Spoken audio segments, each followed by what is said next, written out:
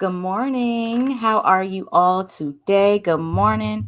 Come on in. I am excited, especially especially for today. Um we are continuing in our conversation about self-sabotage. All this week we've been hitting things and this subject has really been touching a lot of people. I've been getting some messages and things like that are grateful for me talking about this because it is bringing things up for people. It's bringing things um, or revealing to people there are some things that need to be worked on. So let's see. Good morning. Good morning. So I can't see who it is. So it's either gonna have to be Miss Sabrina because Miss Sabrina's been loyal on here. Let me see. If I can. I wonder if I can go on Facebook and see who everything is. So I'm using StreamYard, right? And so it doesn't unless you actually register your name with StreamYard, I cannot see who's putting the comments up. And also there it's also coming from multiple locations. So I'm streaming to YouTube, Facebook, as well as yes, it's me. All right, Miss Sabrina, you be in here. I love it. I love it. Um, so yes, so it's not, and it's of course not one to pull up for me. But anyway, so yes, so this week we have been talking about self-sabotage. Really quick, Miss Sabrina, what's like one of the biggest things that you've gotten from this? Because you've been, I think I want to say you've been here all week. What's something that you've actually gotten from the the whole conversation altogether? Let's see. I know I can probably pull it up here. Yes. All right. So yeah, I'm trying to pull up the actual live on my phone, so that way I can try to see who is there as well. Lord, you said yes a lot. Okay, and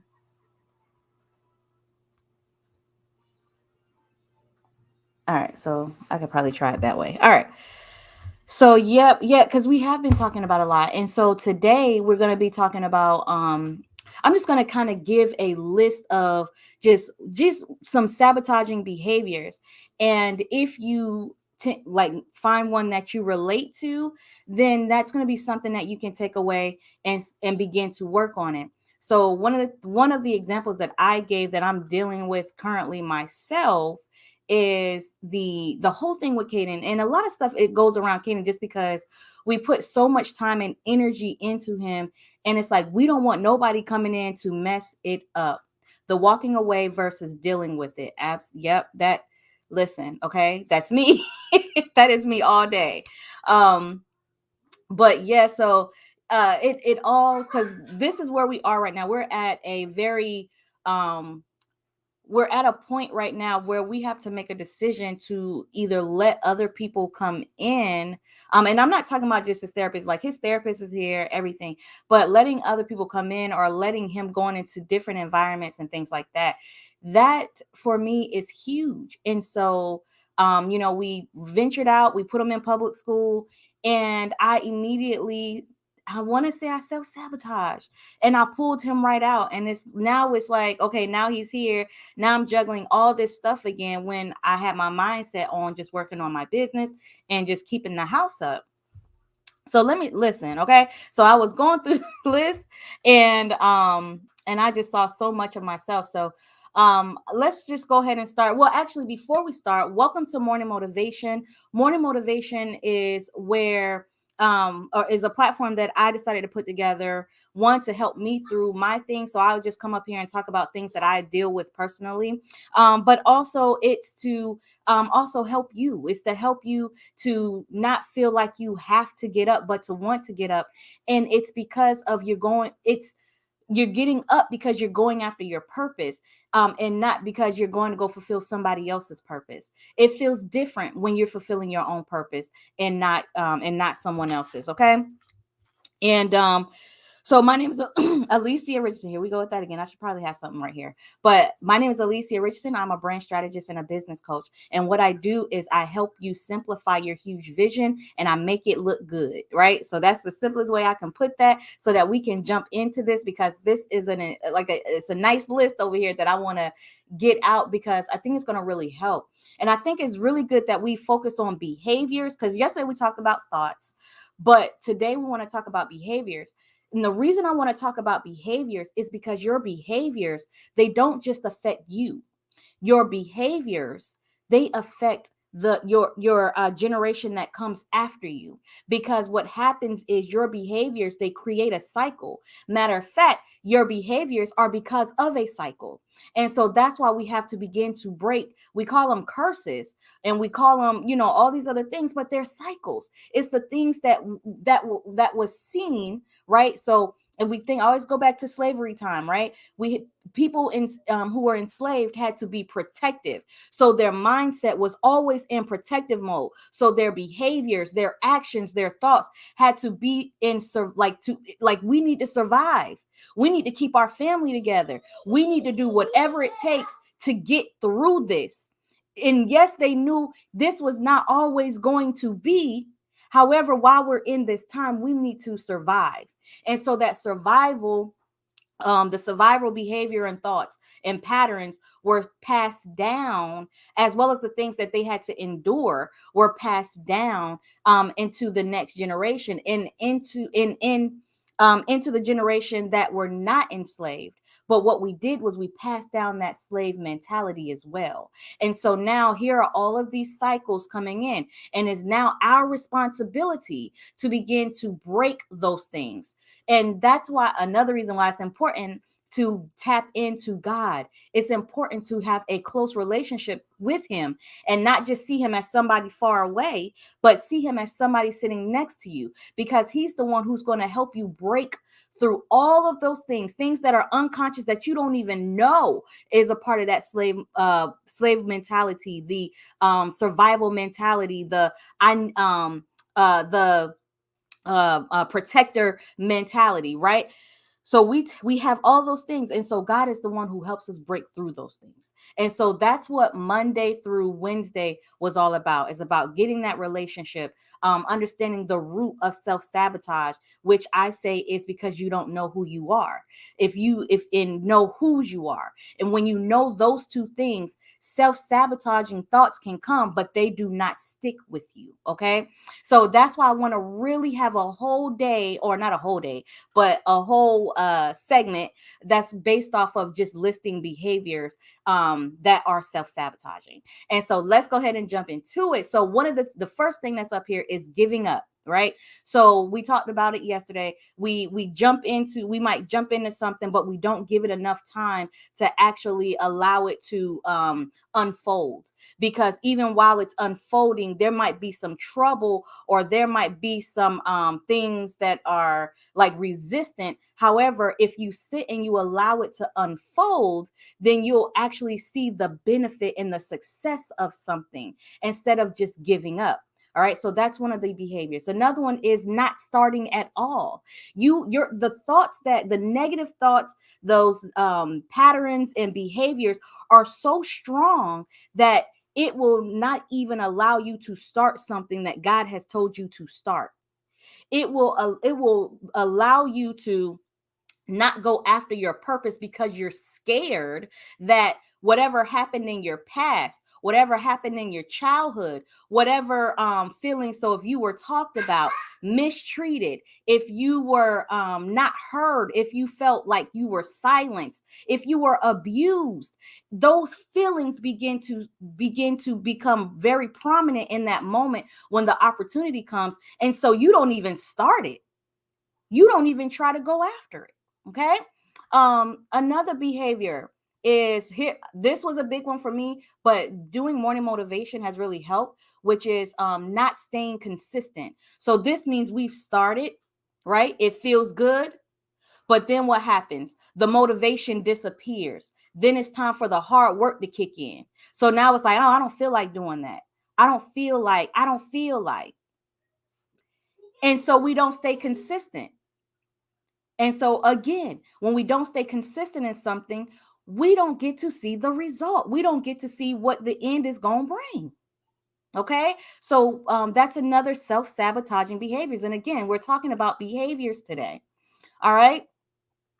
Um, how about making excuses? And making excuses, they might sound like, oh, this is an excuse. This is just what it is.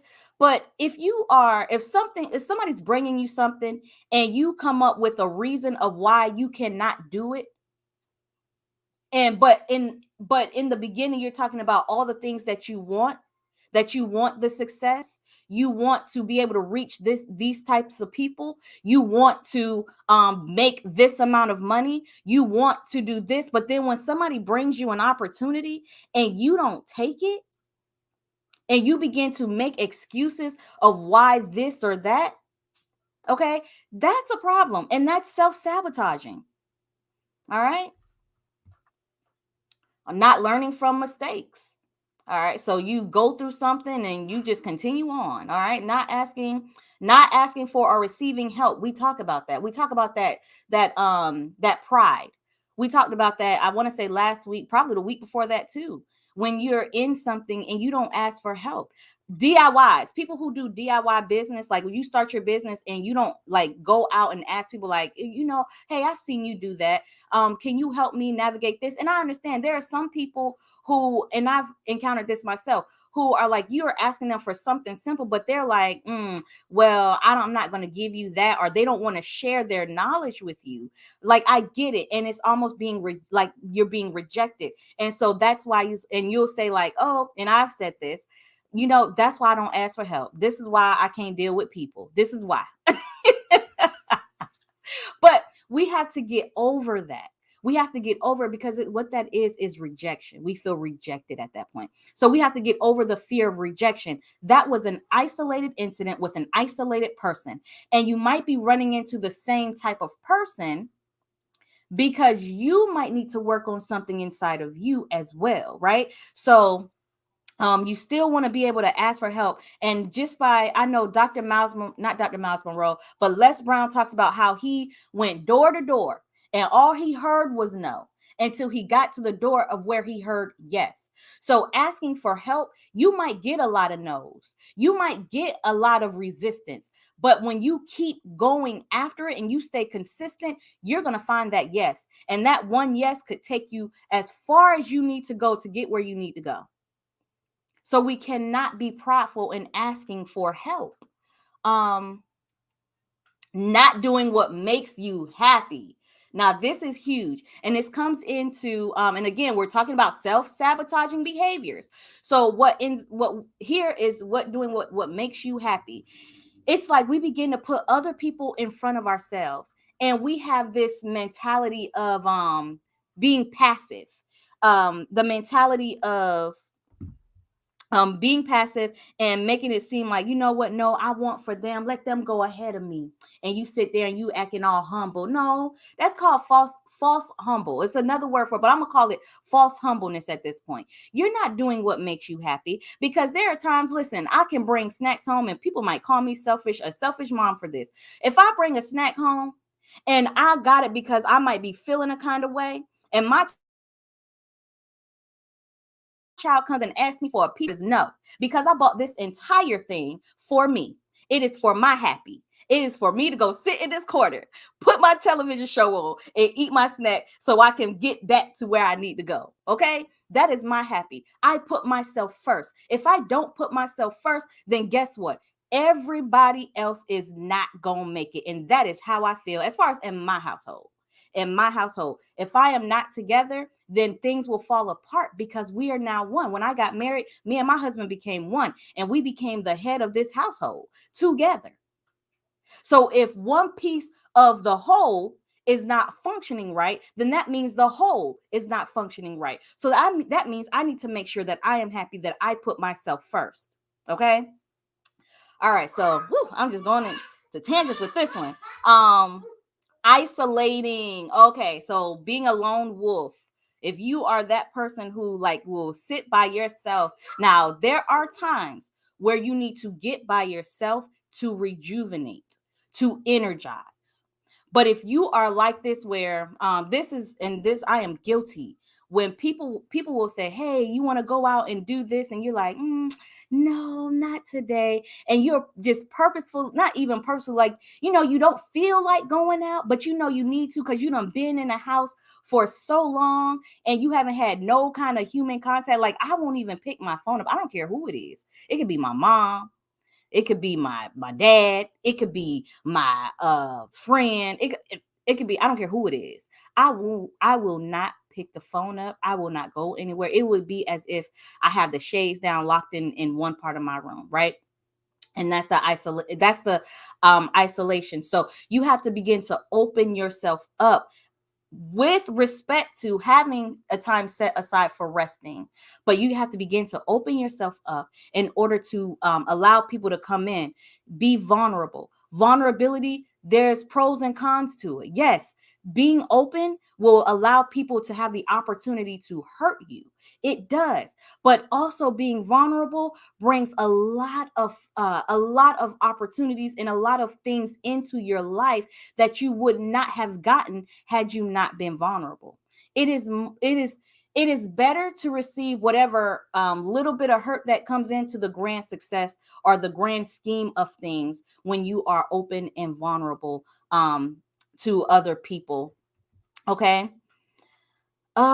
Staying poor. Now that's one. Like, yeah, I don't need all that money. I don't need all that. That's horrible thinking. Yeah, I do need all that. You want to know why? Not because there's an upkeep that I need. I know that as the money flows in, I'm gonna gain. But at the end of the day, when it comes time for me to help other people, when it comes time for me to bless other people, when it comes time for me. So one of the things that me and my husband, we absolutely love is we literally sit down, or we've gotten to the point, we've gotten to the point of where we can just say, here, take that. What's this for? People literally, what's this for? Did I do? No, nothing. This is just for you. This is you. Amen. Bless the Lord. Right? So you can't be poor blessing other people. Okay? So that's one of the things. No, because money is a tool to help and build the world, help build other people up. It is one of the major resources that we need in order to be helpful to other people. Okay. And again, as that money pours through that you're giving to other people, guess what? Guess what that money is touching? It's also touching you. So it's you got, when you give, you're giving to yourself as well. So um I already talked about that. And I wanted to go up to addictions. All right, so addictions are kind of self-explanatory. So any type of addiction that you have, not just drug and alcohol addictions, but when it comes to when you're addicted to food, right? That is self-sabotaging. You know that it's unhealthy for you. You know it's unhealthy to eat this type of food. I was told long ago that I have very, very bad acid reflux. Do you think I care? No, because the food that I wanted to eat that cheese. I wanted that bacon. I wanted all of it. I didn't listen. So now my body has forced me to the point of where I can't eat that, which is bad, because now I'm in a place of where now there is not, I can't even subtlety eat it. You know what I mean? Like, I can't even eat ice cream right now. So, it's self-sabotaging, right? And it hurts you. Being materialistic, if you're always going shopping, if you, like, there was a point in my life where I put my family in debt. I put my family in debt. Why? Because anytime that I went into a depressive mode, anytime, oh, it's 18 minutes. Okay.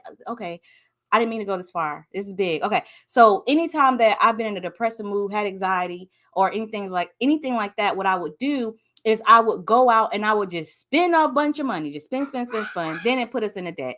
But I would feel guilty after I bought it. And then on top of that, what made it worse was the stuff that I bought. I can't even tell you where it's at. I didn't even use it. Okay. So and I wanted to get one out of there, and then we can go ahead and shut it down. I did not mean to go this long. Okay. Lack of personal values, like having low self-esteem, is self-sabotaging. and staying in that comfort zone, self-sabotaging. Somebody said, what word did they use? They said you pretty much killing yourself whenever you have that low self-esteem and that being in that comfort zone, not pushing yourself to the limits. Okay, so these are the behaviors of self-sabotage. So I hope that this has been helpful. I hope that you all have gained something from this. So tune in tomorrow as we finish up with this series and going into next week. So also um I do want to let you guys know that things are happening. And so morning motivation will be on this platform, but it's also going on to Clubhouse as a show there. And so I'm excited that someone would actually ask me to do that. So, but anyway, so, and then also we're going to actually be bringing more things in to morning motivation so that you can actually get a better, get more out of it and dig deeper. Because the whole point of this is, as I'm healing, I want you to heal too. Okay. So thank you all for watching. My name is Alicia Richardson. This has been awesome. And yes, talk to you later.